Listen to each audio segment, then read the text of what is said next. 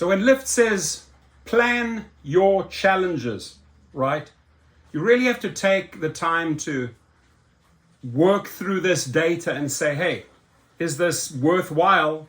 Is this healthy? Is this maybe even dangerous, right? I find it extremely irresponsible of Lyft to push these type of conditions on you, right? And the money may be interesting, right? $210, 90 rides.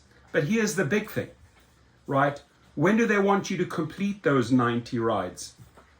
In 3 days, 72 hours, between active 3:24 5 a.m. until 3:27 5 a.m. That's 24 hours. So that would mean getting in 30 trips every 24 hours, right?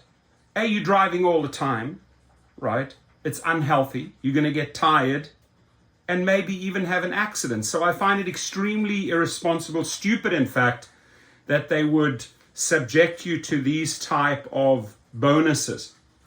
And people will say, well, yeah, I can do, 30 trips. Or maybe you're in a college town and doing a lot of little short trips and they add up quickly.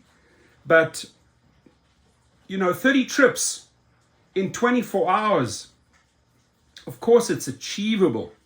But you're doing that grind 3 times, right? Day after day after day, 3 days in a row, right? You're probably eating super unhealthy. You're not even getting a chance to really rest, take a proper nap, or get some good sleep, get some good food, get some good exercise. And what you're doing is you're looking at this $210 figure and you start chasing it. Now, more digestible maybe. Hey, if you could do 50 rides, but when you're looking at 50 rides, you got to start doing the math here. What, for $55? I'm not chasing 50 rides in 3 days to make an extra $50. Covers a fraction of the gas, right? Sort of medium range here, 60 rides, $90 challenge. And then you can see, hey, for 30 trips more, right? Just for 30 trips more, look how the increments jump. It goes from 55 to 90, and then it takes a massive leap from 90 to $210, right? They want to, it's the psychology built in here, right? Oh, okay, I can do this. I could maybe even do this. But look, this is the grand prize just for 30 trips more. And off you go. You sucked into the psychology of Lyft.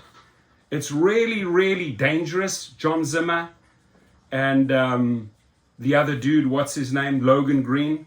This is what you're putting out. This is what you're promoting. That people, you want people like literally driving 10, 12 hours around the clock, 3 days in a row. It screams desperation.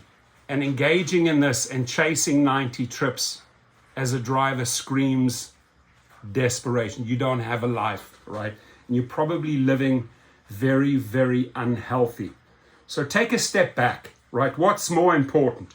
Driving around the clock 3 days, tiring yourself out, potentially getting into an accident, not sleeping well, not eating well, affecting your health.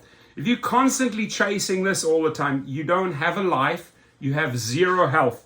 I would hate to see what's going on in your body, right? Because you're literally sitting in the car day in, day out, day and night. So think about what I said.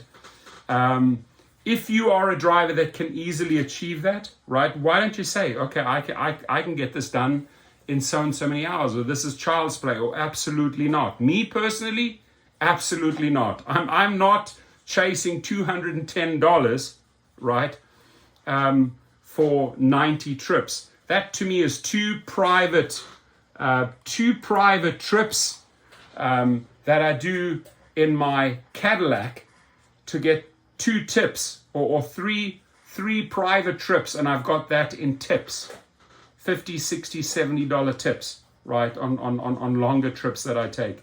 Or if I get booked out for a day, it'll usually be a couple of $100 tip. But not this way. This is not the way it's supposed to be. And again, it's my opinion.